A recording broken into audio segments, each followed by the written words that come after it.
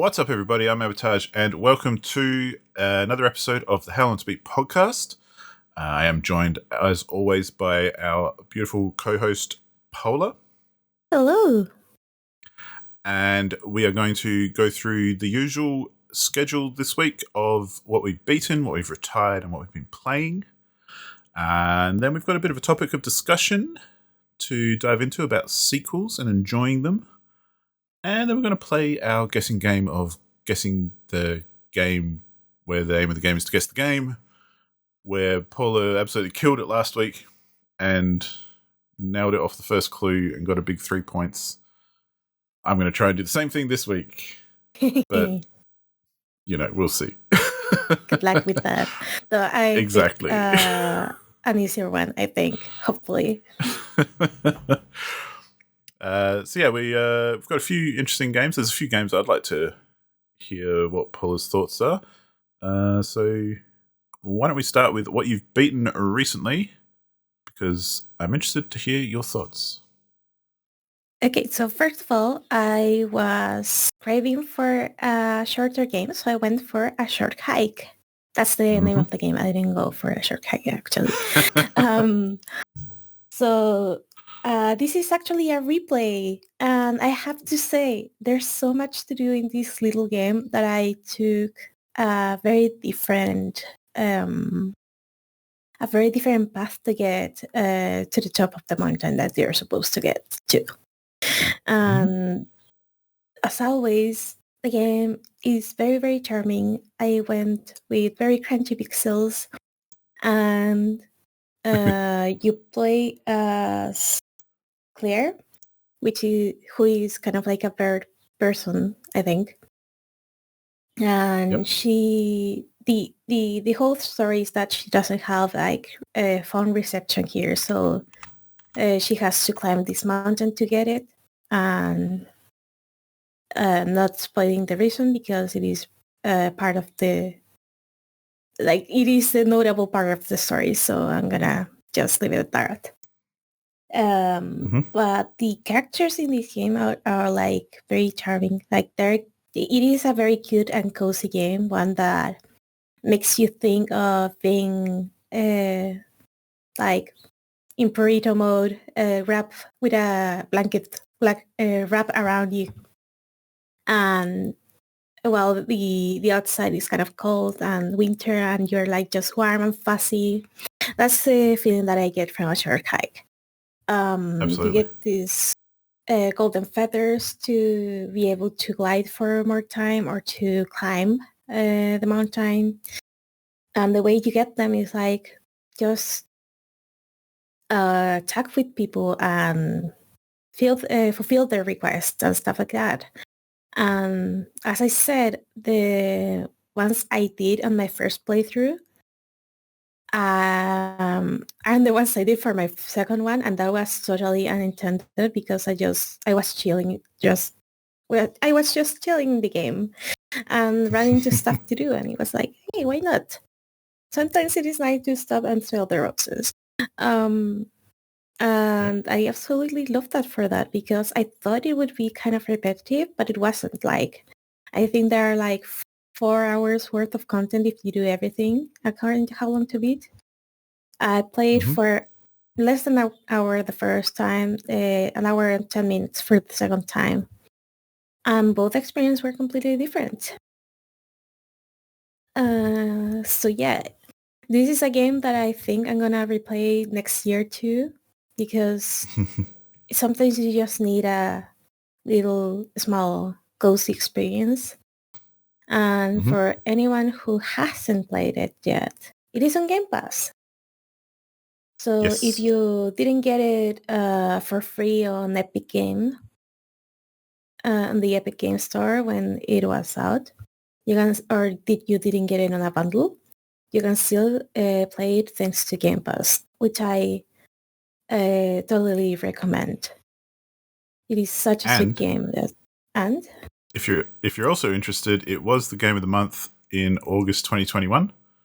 So if you want to see what other people thought and check out the discussion, look for that thread on the forum, I'd say.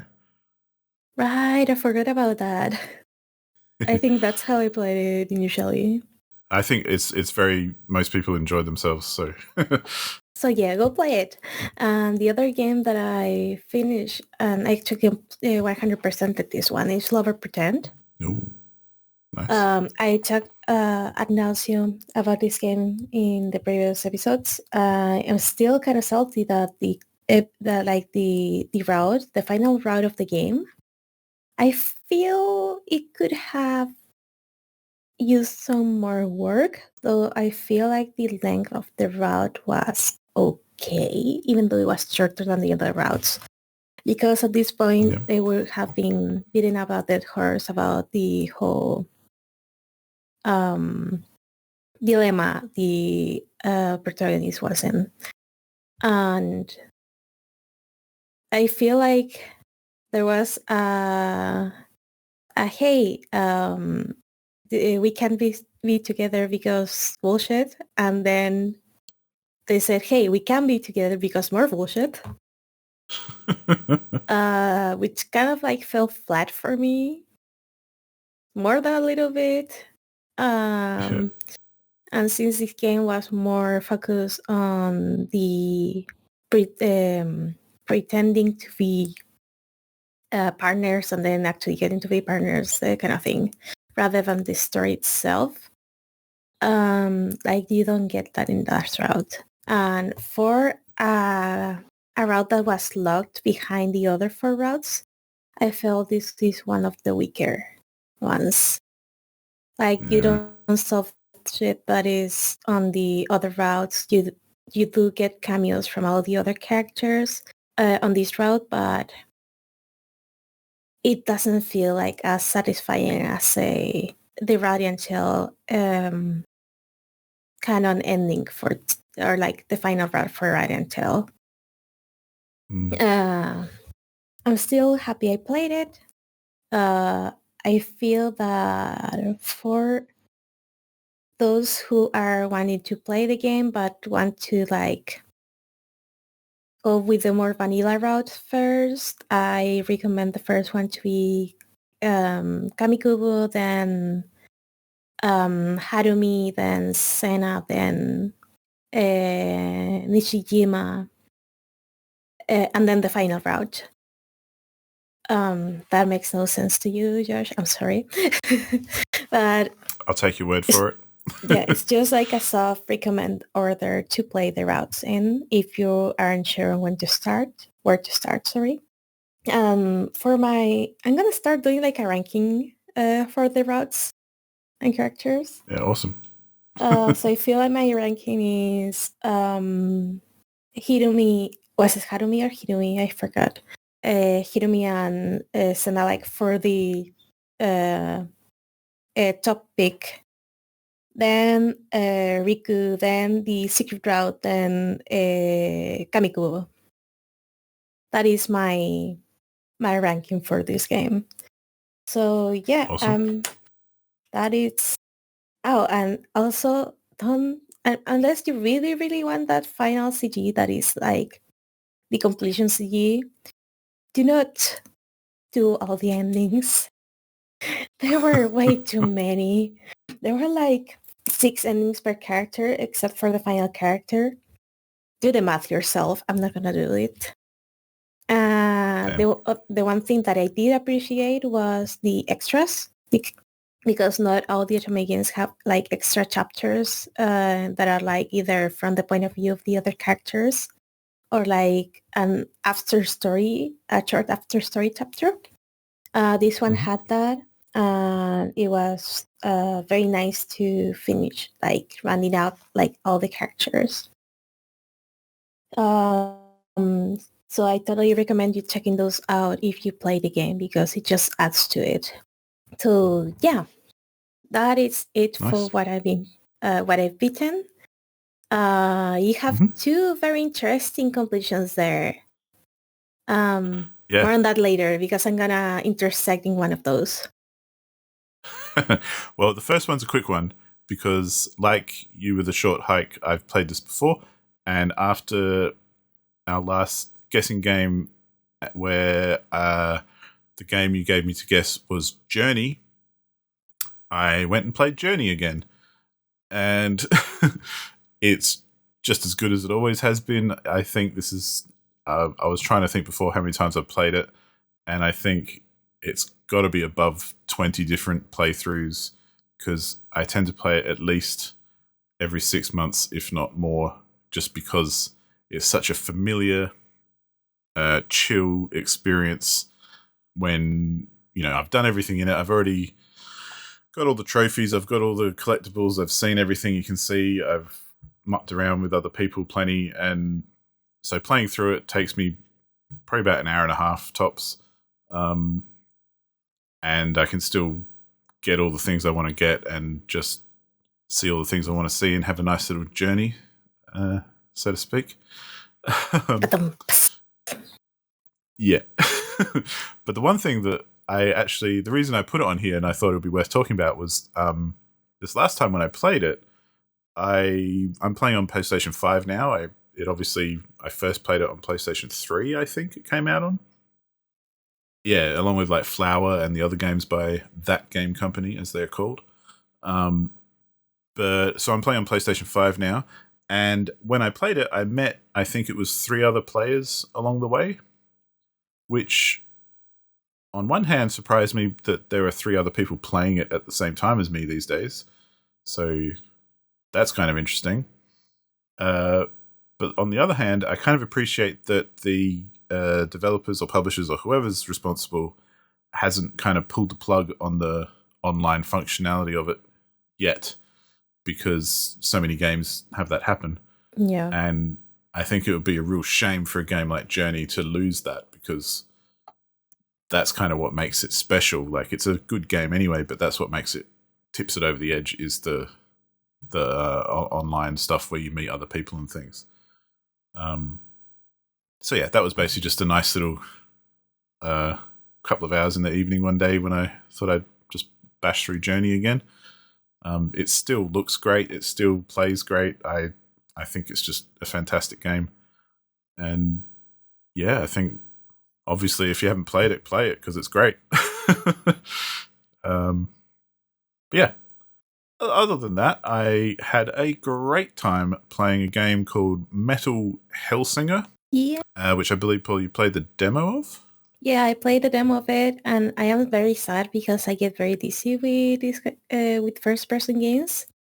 But I adore the living shit out of it. It was so fun, the little bit that I played, and that is high praise from me.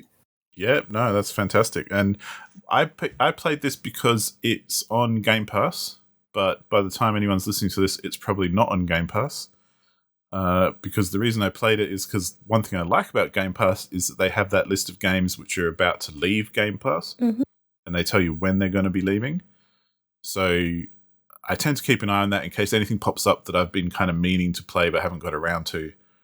If it's leaving Game Pass, I'll probably prioritize it and try and play it before it leaves. And I think this one's leaving on the 16th of September, if I remember correctly. So by the time this is actually published and out, it's either just left or it's about to. But even though it is leaving Game Pass soon and probably has left by the time anyone hears this, I would still recommend it as a consideration to purchase if it sounds like your jam. And especially if there's a demo, try the demo. It's the simplest way to describe it is that it's Doom, but a rhythm game. So you play as a demon character who, I'm not going to give away the story. It's a light story. It just it functions. It's not in depth and crazy. Like, you're not going to have your mind blown by the story, but it's a functional story, kind of like the Doom story. It gives you a reason to kill demons. But you play as a demon character who's basically fighting your way through different levels of hell. So each chapter is a different level of hell. So there's, I think, 8 or 9, depending on where you're at. And at the end of each one, there's a boss. And at the very end, you fight the devil. Not really a spoiler. You know that's going to happen the whole time. And throughout the game, you face a whole bunch of different enemies who are all various types of demons and monsters and stuff, and even some other things, which I won't spoil. But There's a good amount of variety. Basically, every level there's new stuff to fight, all the way through to the end of the game. So as much as you keep fighting the same enemies, there's more added to it and more difficult enemies with different types of attacks and weaknesses and strengths and all that kind of stuff. You also unlock a whole bunch of weapons along the way. They're actually quite interesting as well because you start off with a sword, basically, and that's it.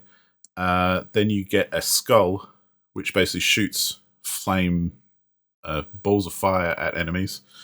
And the skull's also part of the story, so we won't go into that too much. But then you get other weapons, and again, most levels will give you another weapon. I think by the time you get to the last few, you don't get another weapon, but you get like a shotgun or you get pistols. But then there's also like kind of like a crossbow kind of weapon. It's not strictly that, but it's more of a AoE gun that does splash damage and this sort of stuff. Or there's another one which is like you've got kind of, it's almost like having two tomahawks in your hand, and so you throw one and then it'll return back to that hand. You throw the other one and it'll return back to that hand. It's the best way I can describe it. It's not strictly that because they're very fictional weapons, but that's kind of the effect anyway. And so and then it's very Doom-like. It's first-person shooter. You work your way through each level. You shoot things. You get health. You get stopped in arenas where you have to defeat everything before you can move on. That sort of stuff. But what makes it super cool is the soundtrack and the fact that it's a rhythm game. So, the rhythm game part is that constantly there's a soundtrack like pumping away and there's a beat going no matter what you're doing. And you can only damage enemies by shooting them on the beat or hitting them on the beat. So if you just randomly spam shots, you might keep shooting things, but you're not going to do any damage because you only do damage when you hit it on the beat. And different weapons work differently. So like when you've got the dual pistols, you can fire a shot on every single beat. But when you've got the shotgun, you can shoot maybe every second or third beat because you've got to shoot and then cock it again and shoot again and cock again, that kind of thing. You've also got to work in reloading. And so there's like an active reload system where you hit reload, but if you hit it again on the beat, it'll like do a quick reload. And all that kind of stuff. Even dashing, if you dash on the beat, you get a combo meter that builds up for dashing on the beat and doing everything on the beat. So the whole time you're trying to like stick to the beat and do every single thing you do in time with the music. And essentially each level is like a big high score run. So at the end of each level, you get scored for everything you do and you get a leaderboard for what everyone else has done. I'm not too bothered with that sort of thing because I don't care. I kind of saw what my score was and went, oh yeah, cool, and went on to the next level. I never once repeated something to try and do it better because that's just not my jam. But after you do complete each level, there are also challenges you can do. So there might be something where a challenge is you get put in an arena and you've got 5 seconds on a timer, but every time you kill an enemy, it adds a few seconds. So you've got to try and stay alive before and not let the timer run down by killing enemies really quickly until you've killed like 50 or something. Again, doing everything in rhythm with the music. So that's basically the gameplay. But what really got it for me and what really sold me on it and made me excited was the soundtrack itself. Because I am a metalhead and I love heavy metal. And it's a really good soundtrack. Like, really good. And it's interesting because I was looking up who was on the soundtrack and I read an article that someone had written to review the game. And they said that, it's got all these obscure singers that you'd never heard of. And I'm like, you just revealed yourself not to be a metalhead, my friend. Because some of these artists are big names in metal world. And I'm going to tell you what they are because I'm just that excited. But I think it was two guys who it could be guys or girls, I don't know, but the two people who compose the music call themselves Two Feathers. So that's like the band name for every track. And basically each level has a different track and each boss fight has a different track. And as you kind of build up your combo, you get more of the track as you play through. So you'll start off at like level 1 and you've just got a drum beat going and that's it. And as you kill things, then some guitars might come in or the bass or something. And then as you get up to like full combo meter, which is like 16 times or something, you get full vocals and everything, and you get the full force of the entire track. And the reason I mention that is because in this article I was reading, the developers decided to record all these original songs because it ended up being easier for them than licensing bands who already have stuff recorded. Because by recording all these original songs, they got every single piece of the recipe basically, and they could break it down to work in the level and, you know, just give you the drums for a certain amount of time or just add in the bass and the guitars, and, you know, they could trigger the chorus when they wanted and all that kind of stuff. But let's have a quick talk about the vocalists and then I'll be done. Because the game composers did all the music, so it's heavy metal music. If you like heavy metal, or even if you don't, you know what that kind of sounds like.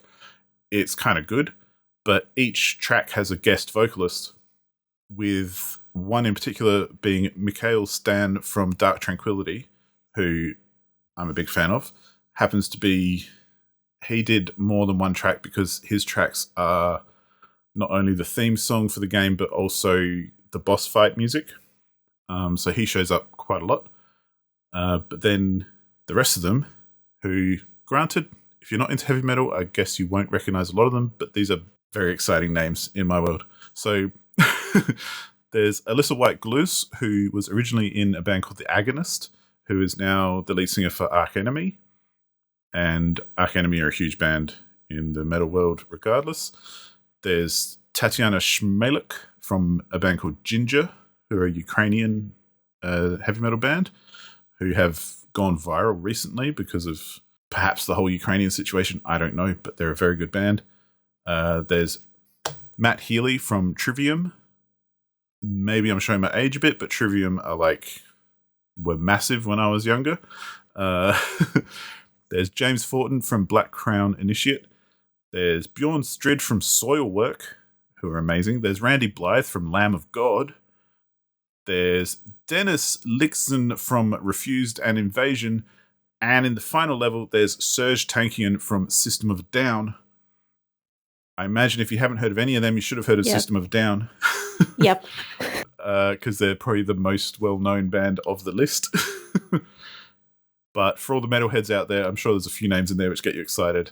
I mean, Randy Blythe, for starters, from Lamb of God I love him so much. He's so good. And Tatiana from Ginger she's an amazing vocalist. But yeah, as a metalhead and hearing this soundtrack and getting to play a game with it, I was just fanboying out the whole time. And even thinking about it now, I'm like really excited. I kind of want to get a copy of the soundtrack just to hear the songs again. But yeah, for that reason and that reason alone, it was an amazing game to play. But to be realistic, it feels like a lower budget game, but a very well made low budget game. Like, it's not as impressive as, say, the new Dooms, which, you know, have Bethesda backing and all that kind of stuff. But it's just as fun, and it's just as fast paced and challenging, and, you know, a good time. I think if it sounds like anything close to something you'd be into, it's definitely worth checking out, especially if there's a demo to play. Let's be honest, like most of the budget went into the music. Yeah, well, but then as well, like there's 2 voice actors in the game. Right, I forgot about that. And guess who they are? It's Troy Baker and Jennifer Hale, who I'm sure everyone into video games probably recognizes those names too. Can you just juggle my memory a little bit? So Troy Baker has, in his credits, I'm loading his IMDb page right now. He is known for The Last of Us, Batman in Arkham series, Bioshock, Uncharted. What else have we got? Diablo 4. Lego City Adventures, God of War Ragnarok. Oh, I see. Very big name. Dota. Guild Wars 2. Star Wars The Old Republic. Fortnite. Far Cry 5. Rick and Morty, even. Yeah. Mass Effect. And I think Jennifer Hale is pretty much the same, but female equivalent. So Jennifer Hale is known for Mass Effect as well. Diablo 4 as well. High on Life she was in. World of Warcraft. Midnight Suns, Bayonetta 3, Overwatch 2, Return to Monkey Island. These are just recent things. Let's go down a bit. No More Heroes, The Witcher, Ratchet and Clank, Star Trek, Marvel Avengers, Lego DC, so on and so forth. They're basically the two biggest names in video game voice acting that you can hire. So Yeah, they definitely spent their budget on music and voice acting. And to be fair, the voice acting's great. And especially because Troy Baker basically plays a narrator who narrates the whole story to you. And he's brilliant. He's great. He does his job. He's a very good voice actor. And I think that's what kind of elevates this game above perhaps the sum of its parts being a small little indie game, because they did put a lot of effort into the areas that really matter, as in the voice acting's great. The soundtrack is phenomenal, which, you know, in a rhythm game is pretty important, I would say. The soundtrack has to be good for the rhythm game to be good. Yeah. And the rest of the game is definitely, you can feel that there's quality there. Like, there's nothing janky about it. It feels good to play. Everything's really responsive. I didn't ever run into a position where I thought, oh crap, this is a bad thing about the game. No, it was just a lot of fun from start to finish. And yeah, if I haven't crapped on enough about it by now, then I never will. So yeah. Definitely check it out if it sounds like your jam. But that's probably the game I was most excited about playing in the last couple of weeks. And it's quite short too. I think it took me about like 3.5 hours to 4 hours to finish. So, you know, it's not a huge investment, but it's a bloody good time. I say go for it. Yes. But yeah, let's get me to shut up for now. And Paula, you've actually got 2 games you've retired this week, which is interesting. Yeah, it is not only a rare Paula retirement week. It is a super rare double retirement week, because I have 2 games to talk about here. The first of all being Townscaper, which it is a game where you pretty much like place blocks of town, I guess, and you start like building a little town in this ocean. And the thing about it is it kind of like barely qualifies like a game, and it's more like a tool, or like a relaxing tool. Yeah. Because it doesn't have like objectives and stuff like that. It has the achievement list, but a lot of the time you're not sure what you're supposed to do, and you're just thrown into it without many instructions at all. Okay. Which is kind of like a shame, like because I feel like the people this is for, maybe they're not really used to playing games, or like they have an interest in games but want something more chill. So not having instructions is like the bane of everyone's existence at this point. Yeah. Because you can place things with one click, and you can remove them with the other click, and that's pretty much it. It's very simple controls. It has, not gonna lie, like the buildings you're able to make are kind of cute and charming, but it doesn't have a lot going on for it. So at some point I got bored, like half an hour in, I wasn't like really feeling it, so I retired it. Another game that I have stronger feelings for is Been There Done That. So The same way that we have the game of the month in How Long to Beat, with a group of friends, we have our own game of the month. Oh, cool. And last month was Better Than That, which a friend recommended on a whim because he said, hey, I had that in my backlog. It is a short game. Let's play this. Everyone dropped it. Wow. Halfway through. Like all 5 of us retired the game. One of us decided to investigate a little bit more of the game so they have the full story of the game and they know more about the development. It seems that this was a game made like in a summer by Ben and Dan. And they kind of like sell insert in the game and it's very like self-conscious that it is a game, to the point that they grind that dead horse to dust with the humor of the game. So first of all, the graphics, you know that I'm kind of like superficial sometimes and I like pretty shit.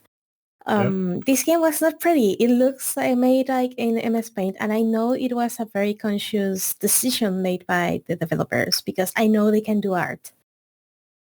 But this game is ugly. I'm sorry, but the game is ugly, and I don't like how it looks. And it is a point and click, so you kind of like in a point and click want to make it clear when you can interact with something and when not, when you can't. And it isn't clear. It isn't clear at all. Like in the first level,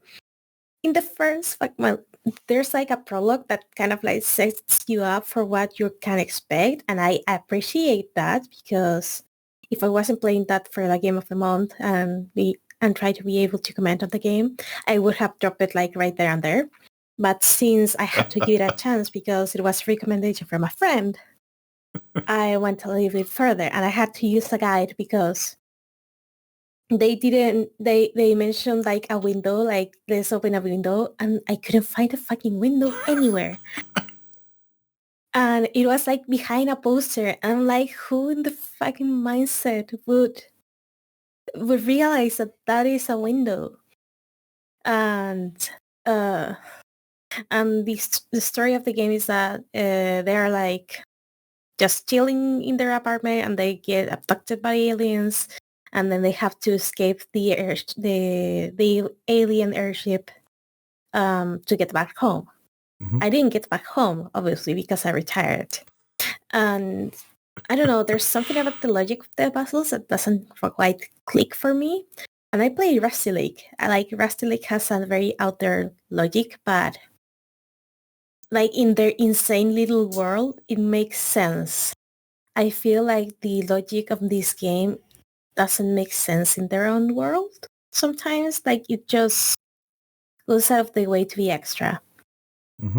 The other thing about it is that, again, the humor didn't land for me at all. Though for some of my other friends, it did land. Like we were like half and half. Half found it like funny and the other half didn't. So I feel like that is more of a taste thing and I didn't have the taste for it. So that's why I found it flat. Like, so if you like that kind of humor, and they're kind of like being like super extra about, hey, this is a game, so it's okay to do this. Go ahead, give it a try. It's like very cheap on Steam, so for a couple of hours, maybe you find something that's worth it. But I did it. Oh, and the final note of it, because I have more to say about this game because I really didn't like it. It feels clunky as hell. It is an old point and click, so okay, I can understand that, but other games do it better. So in this case, you have 2 characters, one that is like the main character you control and you make them walk and stuff like that. And the other that follows them around. It happened to me that I wanted to pick something up and the other character was on top of it. And I couldn't pick it up. So I had to walk almost off screen for the other character to move. And then I was able to pick it up. So yeah, I really don't recommend this game. If you are curious, okay, pick your poison, whatever.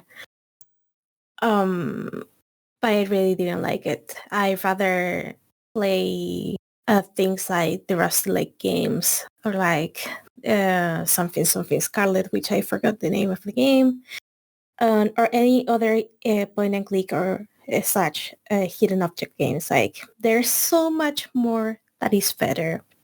So keep away from it. Mm-hmm. I assume you haven't played Time Gentlemen Please, which is like the companion game. No, I haven't played it. I got it because it was in a bundle. They say that is better. Well, I have played Time Gentlemen Please, but I haven't played Been There, Done That. So they look kind of the same to me, and it kind of sounds like they're very similar. But yeah, I don't necessarily disagree with anything you said. But I was just looking up the date, and it was released in 2009. And I think that was about the era when Steam started getting more indie games and stuff onto the platform. It was still very much a curated store, but it wasn't quite as open as it is these days. But they did start getting more of those indie games that were otherwise would be on itch or kind of Newgrounds or something like that. Started coming onto Steam. And I think this was one of those first games. I'm not necessarily defending it, saying it's any better than it is, but I think the context kind of explains the game a little for me. Because, definitely. Yeah, it is very kind of basic art. It's very basic gameplay. It is what I call, and what many people call, moon logic, as in to solve the puzzles, it just makes no sense. Just try everything with everything else. To me, that's not such a bad thing, because I feel like that's what point and click games always were up to a point, and it's only more recently that they've actually started to make sense. That is true. Though I have to say there's a limit to what I'm able to put up with. Oh, and absolutely. Like, I'm not saying it's necessarily more enjoyable because of the context. But yeah, I was just thinking about perhaps it's quite niche because it came out at that kind of time when this sort of thing was like, everyone was excited, like, oh, look at this game that's obviously been made by two people, and we don't see that sort of thing on Steam. Like, yeah. The other thing about the game is that it used to be freeware with donations, but at some point they decided to just put it a very cheap price tag on it. Yeah. And put it out on Steam, but it used to be freeware, so I understand that they didn't think to make it like with the highest quality, because it was literally something they made like on the free time in the summer and put it out for freeware. Yeah. I still didn't like it. And that's totally cool. Like, yeah. I mean, yeah, I definitely don't recommend playing Time Gentlemen Please then, because it's basically the same thing again. By the sounds of it. I hear that one is better than Bender than that. I have it. Might as well give it a try before I find it. Okay, I'm not gonna put myself through that. I'm just gonna find it. But yeah, that is my retirement. You've been playing a lot of stuff there. Yeah, I don't have much to say because a lot of it's stuff I've been playing previously as well. So I've still been playing Baldur's Gate 3 with my friends. We're still enjoying ourselves. It's still better than it used to be when we first started playing because of patches and that sort of stuff. I've since learned that we're not beyond Act 1. We're still very much in Act 1. Mm-hmm. And we probably have a long way to go. But that's fine. We're going to be playing it for a long time, like I've said. So don't really have anything new to say about that. Just still been playing it. Same with GTA Online. I kind of picked that up again last week. And kind of I'm enjoying myself. Like, I've been playing a lot of races and things. And they've definitely made some interesting tracks and put in some different features since last time I played. So, yeah, I'm still keen to play some more of that and just kind of muck around a bit. It's very much a good kind of pick it up and play for 15 minutes and drop it again kind of game. Like, just fill in some time and have a good time and then leave. I've also been playing, I think I wasn't playing it last week, but I've been playing some more Elite Dangerous, which, if anyone knows the game, it's basically space realistic space MMO science fiction. What's that one? Star Citizen. It's kind of like the competitor to Star Citizen, as in it's actually out and it's good, and does a lot of things that Star Citizen is claiming it will do when it eventually comes out in 50 years and they've made trillions of dollars. But Elite Dangerous there's an old series which is the Elite series, and basically you are a space captain or commander, and you have your own little ship, and the entire Milky Way has basically been modeled realistically. So you start you can go to Earth if you want, and except it's obviously in the future because there's spaceships and space stations everywhere, and you can travel between different stars and solar systems, and you can hunt bounties, you can mine ore, you can trade goods by buying them somewhere and then selling them somewhere else, and you basically get bigger and better ships as you make money. And yeah, just kind of, it's one of those kind of like endless games where you could just go forever, and it could be the only game you ever play. And there's lots of stuff to do, and there's been a couple of big expansion packs for it and that sort of stuff, which added lots of stuff. I've played the crap out of this in the past, so this is nothing new for me. But I've picked it up recently because I was talking to June, who has been playing it, and he kind of got me interested again. And I was like, yeah, I got to play that game again because it's kind of addictive. So I did, and I have been playing it, and it's fun. And I got myself a new ship the other day, which is a big cargo ship, which means I can do space trucking like forever, and it's good fun. But I don't have much to say about it.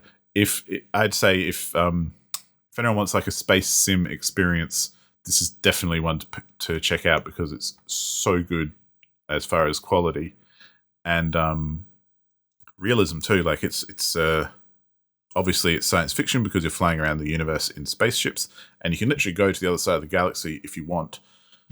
It will take you a while because you'll have to actually fly there, but you can basically go anywhere and see anything that's in our galaxy. And some people have made journeys right to the center of the Milky Way, and just for the fun of it kind of thing. It's also kind of like what No Man's Sky claims to be, but better. And more polished, and the sound design is immaculate. Like all the effects, and yeah, the soundscape is just wonderful. And yeah, definitely worth checking out if you're into that kind of game. But yeah, other than that, I don't have much to say about it. It's a brilliant game. It's been out for a while, and everyone knows it's great. So yeah. But speaking of space, the main game that I picked up this week, along with many other people, was Starfield. The newest big Bethesda RPG, but this time in space. And it happens to be on Game Pass. So I'm like, I'm going to play that because it's super expensive to buy straight away. But this is where Game Pass comes through sometimes because they get day one releases of big games like Starfield, which is kind of the hot shit right now. And the easiest way to explain it is that it's Fallout in space, basically. I've probably played about 5 hours worth, so not much. And especially because I'm the kind of gamer in these sorts of games where I talk to everybody and I try to exhaust everything at every location I go to the point I basically loot everything and get encumbered all the time and have to keep throwing away crap that I've picked up along the way. But so far, the interesting bits, for me at least, are that the combat seems heaps better. Because even in like Fallout 4, which had better kind of first-person shooter mechanics, it was still a bit clunky and a bit stilted, for want of a better word. Whereas in this one, it feels like much more like a regular first-person shooter. Like there's no barrier between you and shooting things and enemies and stuff. It feels much smoother and more fluid. But it's also kind of reminded me about what's fun about these games and why I'd really enjoy these sorts of experiences like Skyrim or Fallout or that kind of thing. Because I'm up to basically the first city that you go to, which is very much the beginning of the game. But me being me, I've explored the entire location. I've talked to every single person who has a name, because basically there's heaps of people around, but most of them, when you focus over them, it just has their name citizen or resident or something generic like that. But then if you actually look at someone and they have a name, it typically means you can talk to them. And 9 times out of 10, they'll give you some sort of quest to do. So it's worth exploring, because there was a dude just sitting on a bench who I happened to talk to. And if I hadn't actually gone right up to him and tried to talk to him, nothing would have told me to talk to him. And I talked to him and he gave me a quest, and I'm like, oh, cool, I'll go do that for him, and I earn some credits and, blah, blah, blah, blah. So there's all those sorts of things which I love about those games. Like there's so much, you get rewarded for exploring and spending some time doing stuff. Like I'm still in that city and I haven't left yet, and I've still got people to talk to and quests to complete. And I think I'll be there for a couple of hours still, at least, before I move on. And there's like multiple cities like this, and there's a whole star system and things. There's a whole mechanic of like hiring crew for your ship and getting a bigger and better ship. And so I haven't even entered any of that. So I'm still very much at the beginning of the game. But I'm liking it. I think it's pretty good, actually.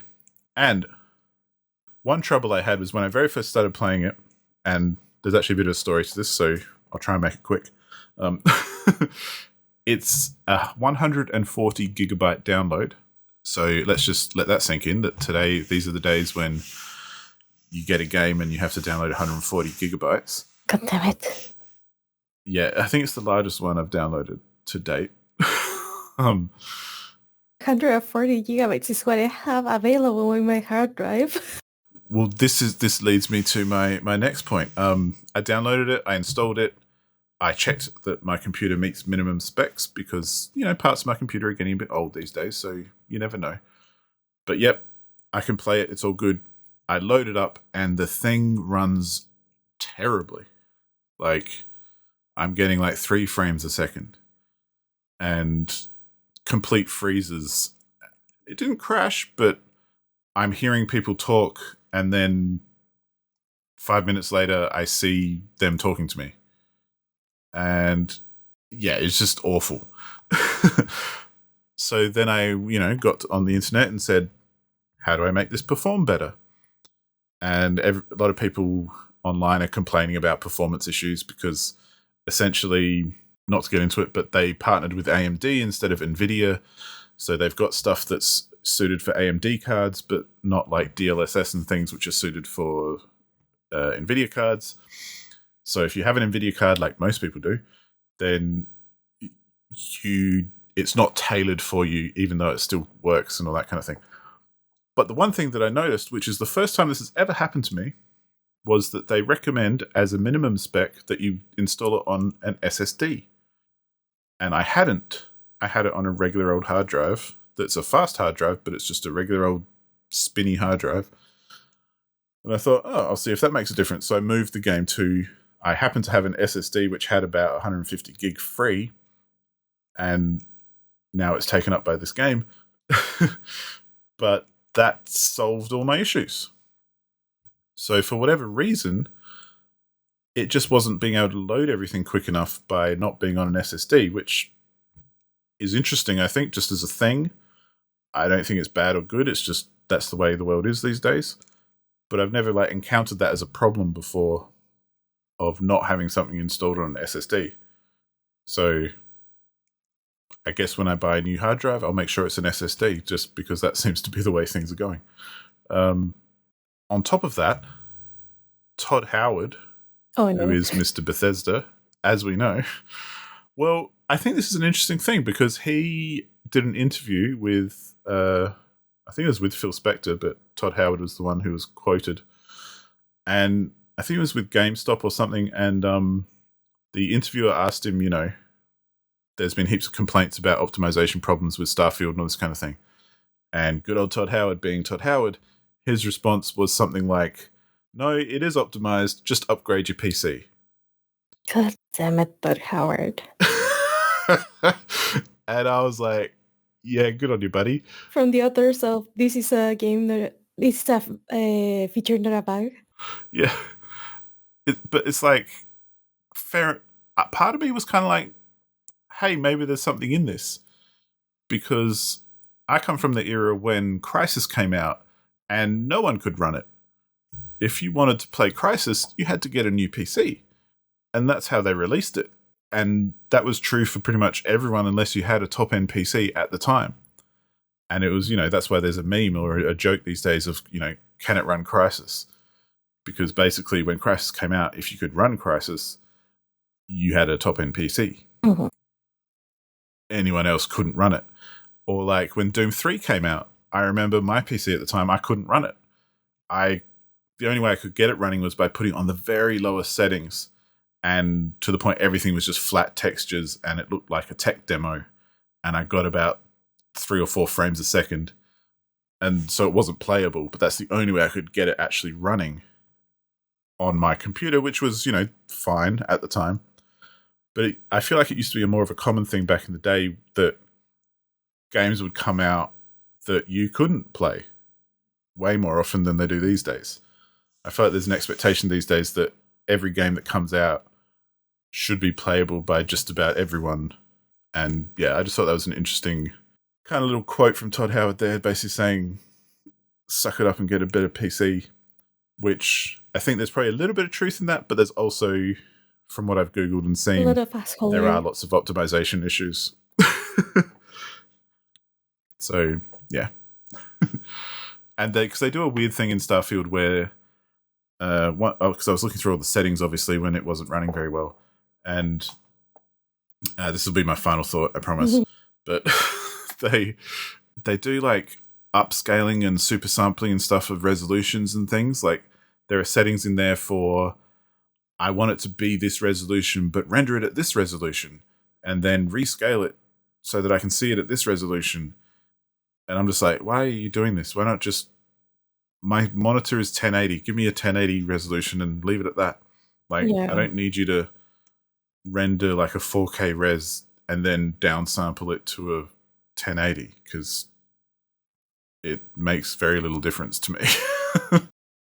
And so I don't know what they're getting on with that. But, this is kind of, at this point, that's just typical Bethesda new game crap. So it's full of all that. But it's a fun game. It's a very good game. I very much look forward to playing it some more.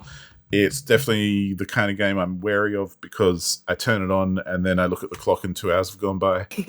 So, and I've just kind of loaded it up. That's how it feels. So yeah, I'll be working my way through that very slowly, no doubt, because I will explore everything and experience everything. Just like I did with Skyrim back in the day. And that's how we never heard from Josh ever again. Yep. I announced my retirement. No, that's all I've got to say. That's it. I'm done. Thank you for listening to my TED Talk. Okay, so let me jump in with the one game I'm playing since I've been playing and retiring a lot of stuff. I'm now playing Café Enchanté, and this is a replay that I started a little while ago. Nice. And now I'm trying to wrap up some games that I have like on my playing list before I start more games because it is already crowded enough in there. So that tangent aside, Café Enchanté is an otome game, surprise, surprise, about this young adult called Kotone, who inherits her grandpa's cafe, which is called Café Enchanté. Roll credits. And thing about it is that this cafe is very special in the sense of the regulars that used to frequent it a lot when her grandfather was around. All are all supernaturals. So there are like you have Fady that is like Luhan, headless knight. From the fairy world, you have a firewolf man called and the other guy is called Canis, and you have the firewolf man called Ignis, and he's from Bestia, which is a very isolated world. You have a fallen angel called Il or Iru, whichever you want to pronounce, who likes playing Otome games, by the way. You have a demon lord from, forget the name of it, as something. I forget the name of it. Sorry. And he is kind of like the most powerful entity of his world. And then you have the GPM guy who is the one keeping everyone in check here because they have to track the existence of various supernaturals to keep them in check. And the thing is that the more you play it, the more interesting people start frequenting the cafe. And also you get to travel to these different worlds, some in the common route, others are reserved for the character routes of the game. And the interesting thing about them is that everyone is kind of like an outlaw, not an outlaw, like they're kind of like avoided in their world, or they are marginalized in a way. So, well, you have a fallen angel that obviously he isn't like wanted in heaven. But then you have the firewolf and and Ignis, who is kind of like the strongest one. So in Bestia, it's kind of like a fight or get beaten kind of world where the strongest ones kind of like rule or like have nothing to fear. And it's interesting because the very strong ones see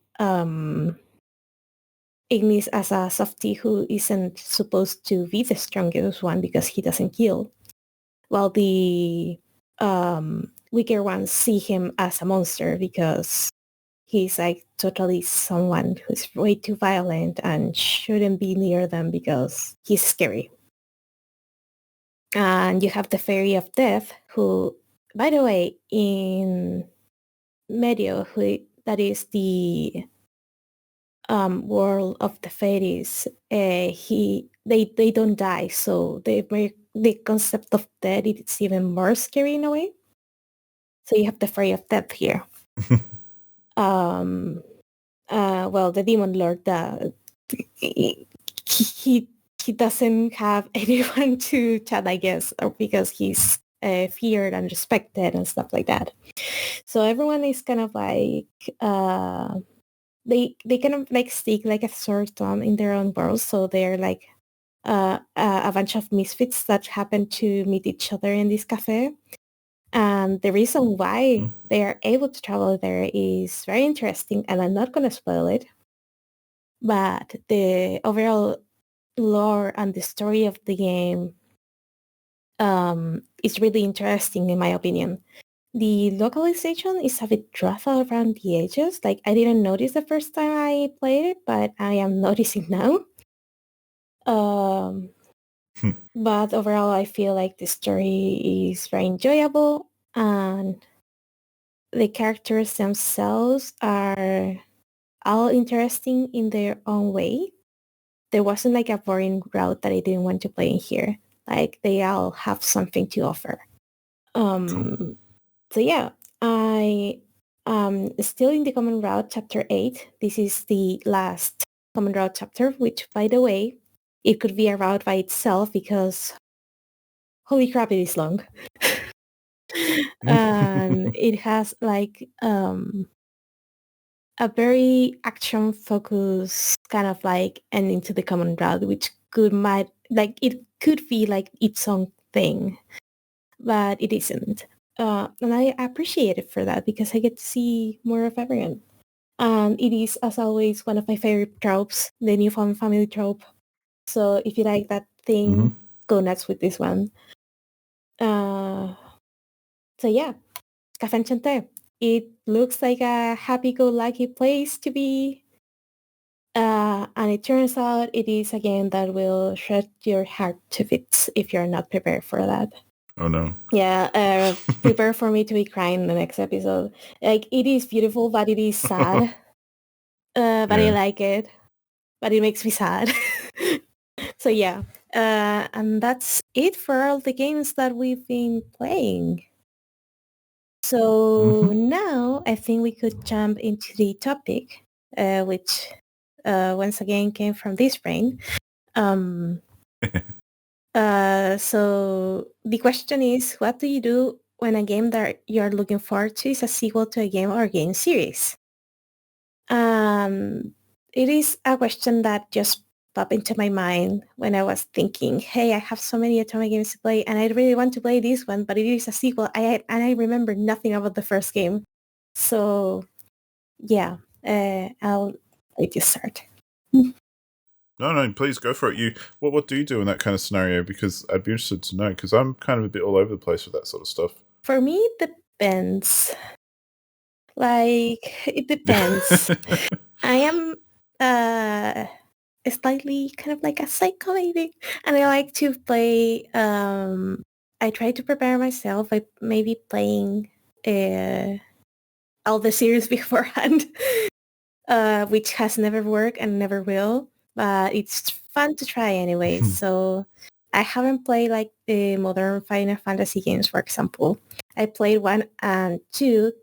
I retired, and I want to play 3 sometime in the future. But I want to play 7. But I want to play all the prior Final Fantasy games because since they've been progressing like mechanically, I want to see like the history of it. In other cases, like Zelda, I don't care. Like the games are loosely connected, so you can play one without playing the others. For Tears of the Kingdom, I started that playthrough of Breath of the Wild to have it like all fresh in my mind, which I haven't finished, and I haven't finished Tears of the Kingdom anyway. But things like that happen. And then there's the case where, hey, Piafere 1926 is a sequel, like a direct sequel, not just a fan, it's a sequel to Piafere Faded Memories. But I don't remember who is alive in which route because it is a mafia game. So I started replaying it and still yet to get to this sequel because of that. And it's been in my backlog for quite a while now. So I'm all over the place in that regard.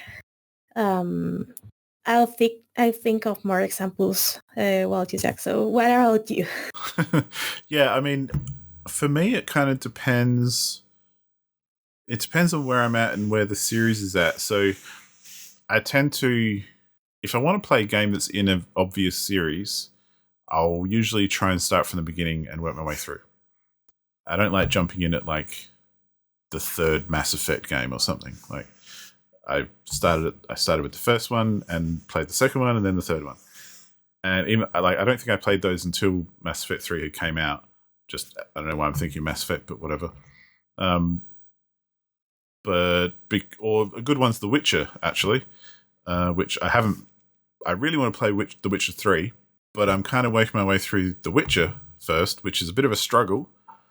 I've kind of put it down and retired it a couple of times because it's showing its age and it's a bit fiddly to play, and to the point I'm actually going to finish it by cheating because I don't care. I just want to finish it.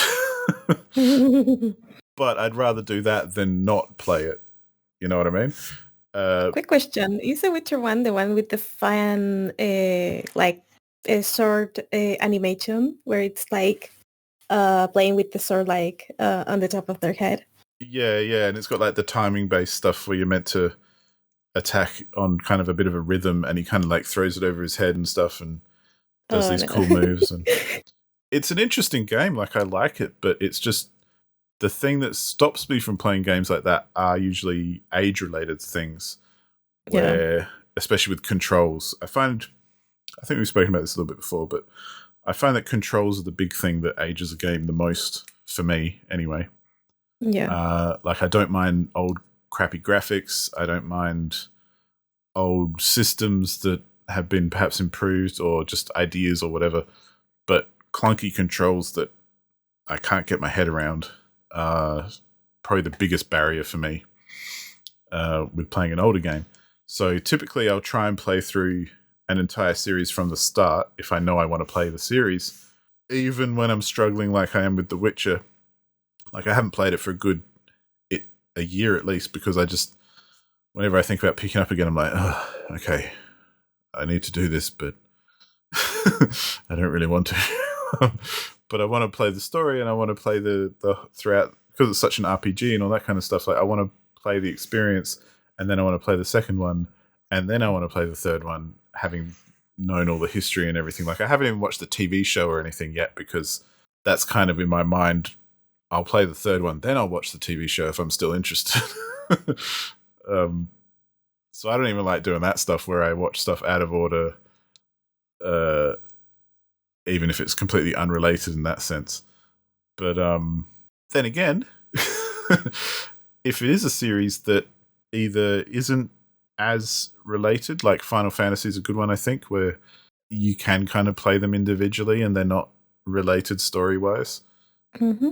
From my understanding, anyway. I've never finished a Final Fantasy game, so I could be I could be wrong, but I will never go back and play an old Final Fantasy. But I'll try the newer ones because they look more appealing to me, because they're just different and more up my alley. But stuff like the I'm thinking like Mafia series was a good one. The first game in that is kind of janky these days. Like, they've released a remastered edition, which I didn't play because I played the original initially.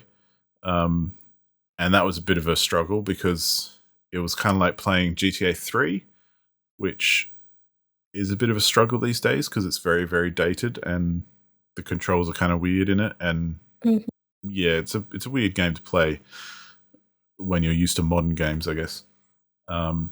Still good, but I remember playing it when it came out and it felt way better than it does these days. So yeah, basically, if someone announced tomorrow that what's a sequel that would make me excited that I haven't played the series?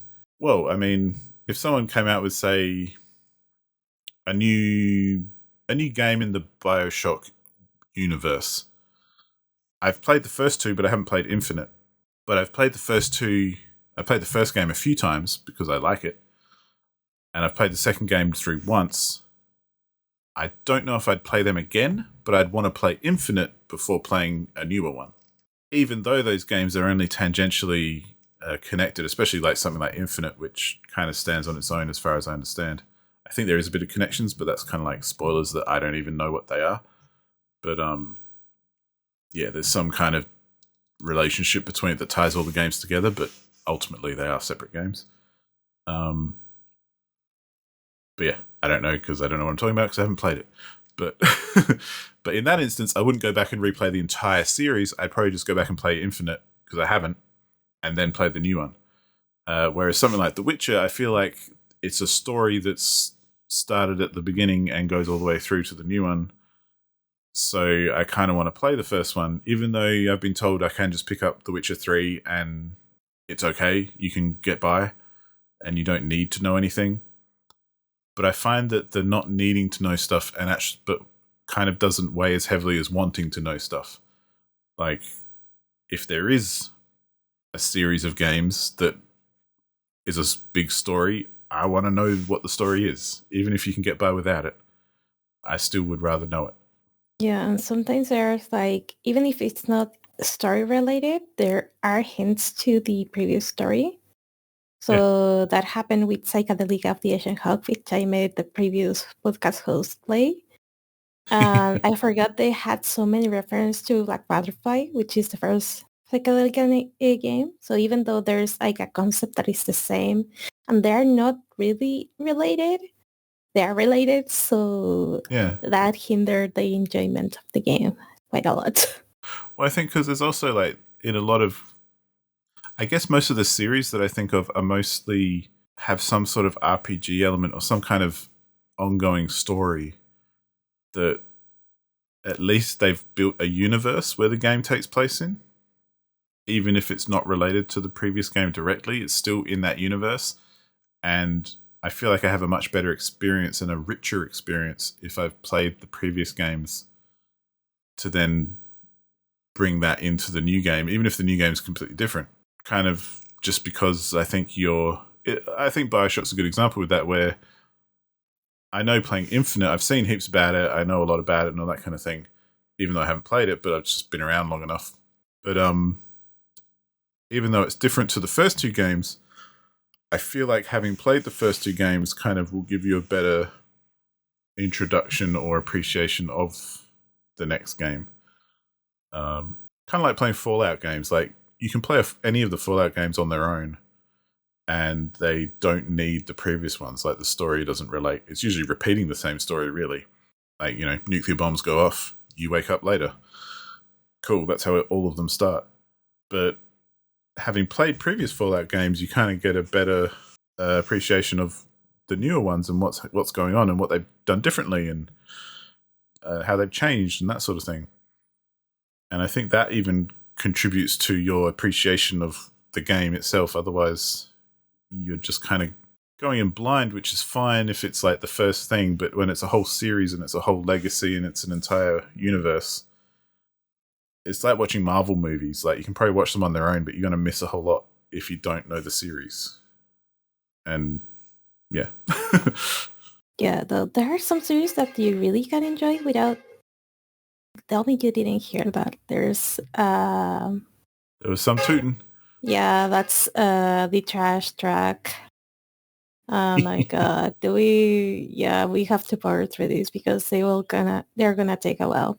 So, for example, Shin Megami Tensei 4, I played that without playing any other Shin Megami Tensei game, and it was self-contained enough, and that there wasn't any issue on playing that one because they have the concept of post-apocalyptic world. You can summon demons and stuff like that on Shin Megami Tensei series, but I don't think it is a series in the sense of they are connected to each other unless there's like they are like a direct sequel, like in the case of Devil Survivor and Devil Survivor 2.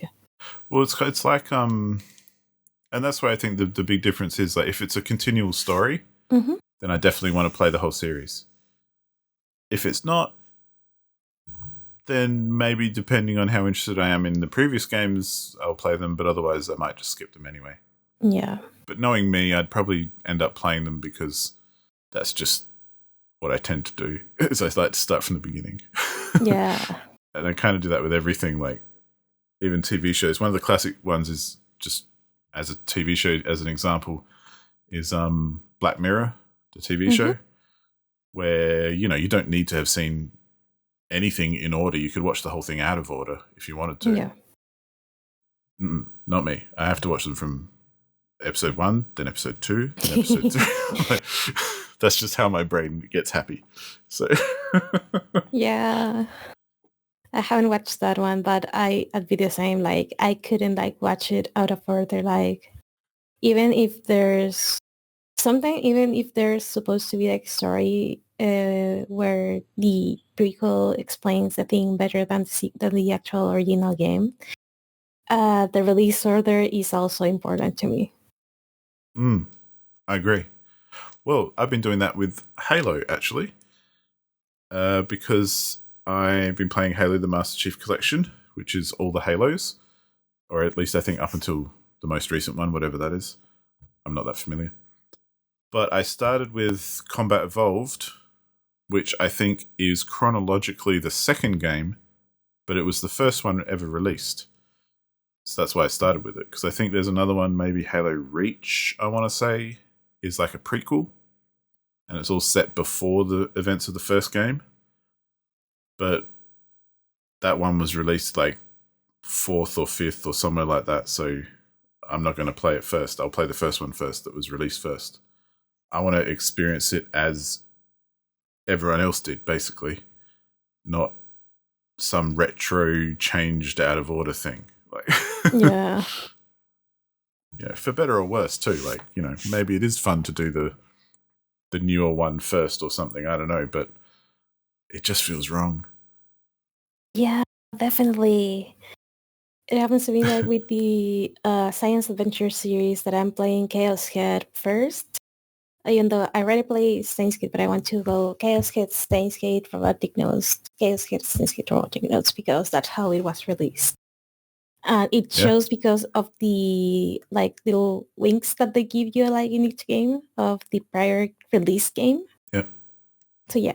Well, and I just thought of a game which I didn't play in order, but when I remember when Saints Row 3 came out and basically got really, really popular, and I played it without having played the first two. And I'd always heard that the second one especially was really, really good. But the third one just for some reason got all the attention and got really, really popular afterwards. And so that's what a lot of people started playing when they started playing Saints Row. They started with Saints Row 3 because that was the new hotness at the time. And the same with me. I played it as well because I think the previous games were old enough that I wasn't sure if they'd still hold up and be worth playing, whereas the new one looked exciting and fun and new and wacky and, you know, everything that Saints Row, everyone knows it is, as just being a weird and wonderful, crazy game. And that was okay because, yeah, as much as the story kind of flows from one game to the other with Saints Row, like the same characters show up, it's not like a continuous narrative.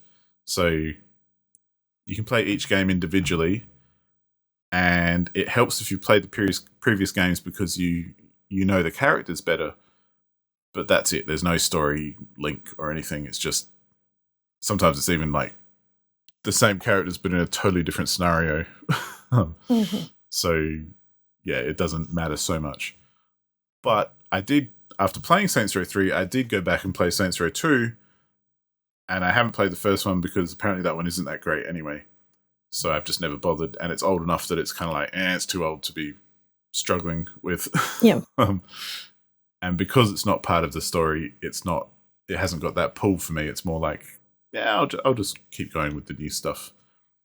And I think that's largely why the newer Saints Row, which I have played as well and enjoyed, but it's got its problems, why it wasn't so popular, because all those classic characters that were throughout the entire other series aren't in the new one. It's a total reboot. So, and it's not even a very good one.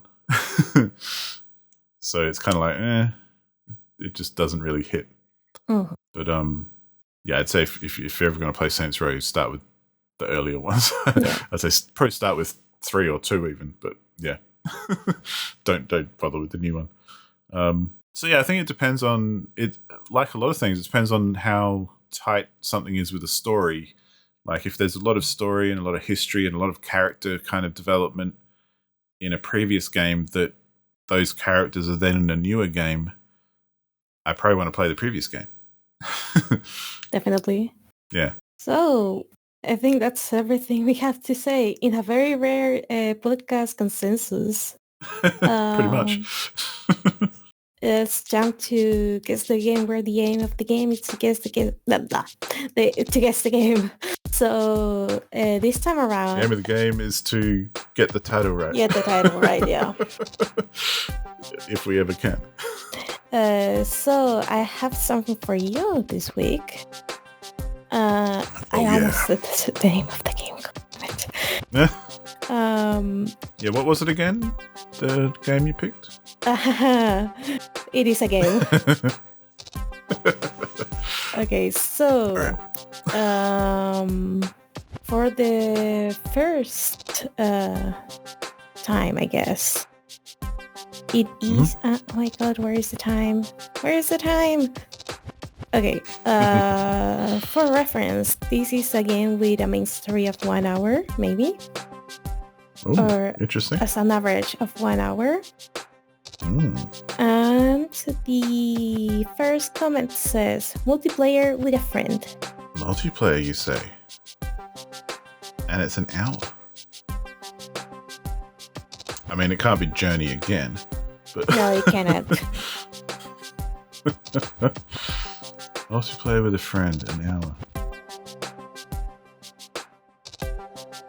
Is this the kind of game, I guess you can choose to answer or not, but I'm wondering, is it the kind of, you know how some multiplayer games, like it takes you an hour to play a round, but you might play 100 rounds or something? Or is it like, no, from start to finish, you'll hit credits in an hour? You could say there's credits at the end of this hour, but most people play more than one time. Okay, cool. No, that's good information. I'm gonna give you like the 100% time just because so little people have played it to completion. Okay. 88 hours. Okay, so you can play it quite a bit. You can play a lot of it. And they said played with a friend, so maybe you can play solo as well. Goodness me. I reckon I must have played it solo because I don't play many co-op games. Having said that, I have played some, so maybe I didn't. This is one I know you've played with friends at some point in time. Okay, well that will drastically maybe I said too much. Bring down my chances. It's not it could be Distrust. No. I played that with Rick actually and Matt. It was a good game. Play with friends. Oh, I'm struggling. I'm almost at the edge. That escape room game was Escape Academy. That was longer, I think. So it wouldn't be that one. I think that was about 2.5 hours or something. And you definitely wouldn't get 80 hours out of that.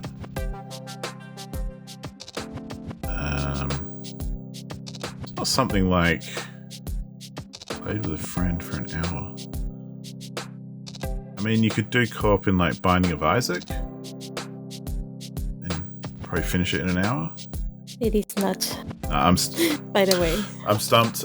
I need more. I can't get it.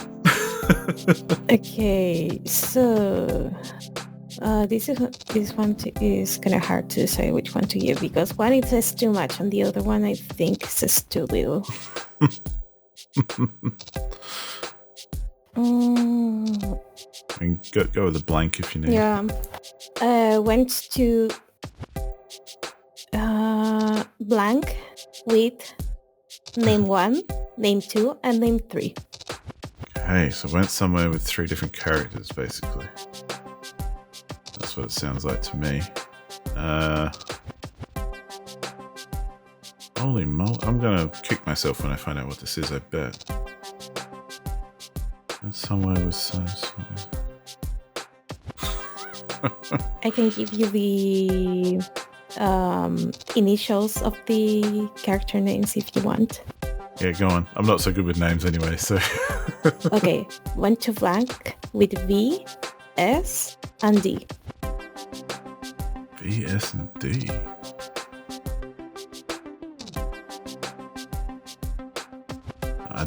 My brain is not working, I swear. VSD. I went to somewhere with VS and D. I also played with a friend for an hour.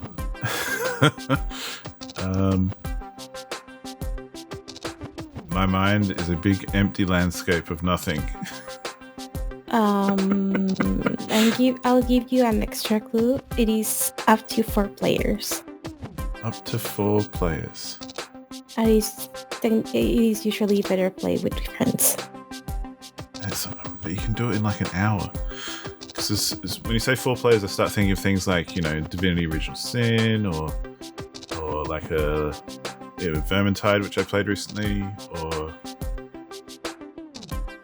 there was another one I thought of as well, but it's definitely longer than you couldn't complete anything in an hour. 4 friends. Is it 4 people total or 5 people total, like you and 4 people? 4 people total. Okay. Not that that's helped me much anyway. Oh man, this is not my day. I've got nothing.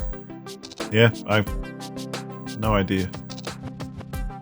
Okay, since the 100% clue doesn't say much, I'm just gonna fill the blanks for the prior comments. And it says, went to prom with Rhea, Scott, and Damien. Oh, is Monster Prom? Yeah, it is. Yeah. Oh my goodness. I couldn't say the word prom because it was too obvious, but I couldn't. The other comments said 2 or 3 solo rounds definitely needs to be played in multiplayer, and that said nothing. Yeah. No, that's a good one. Yeah. I was about to say we played it together, but it was the only game we played together, so you would give it away. Well, and I think, did we play Monster Prom or did we play Monster Camp? Or have we played both, I think? Oh, that's a thing. Okay, so that grants you 1 extra point in the grand scheme of things. Yeah. Oh, man, maybe 2 because it technically didn't give you the 3rd clue. No, I'll take it as 1. I was okay. Ready for that last clue, so that definitely gave it away. Yeah. I was not on that wavelength at all just then.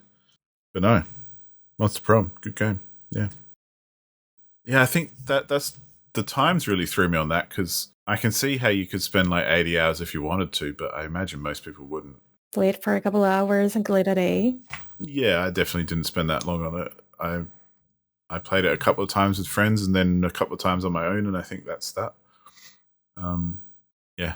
Well, there you go. You win some, you lose some. Let's see how we fare next week. The current tally being Paula on 5 and myself on 3. So I've got some catching up to do. And maybe I'll choose some really hard games for you next time. I'm prepared. I can get this. I can do this.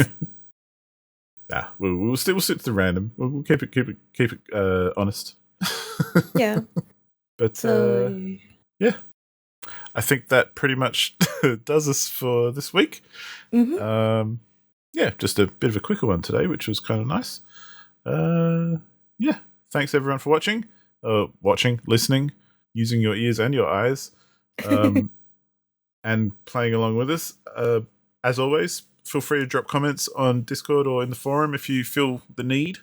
Otherwise, we will catch you on the next one. Bye.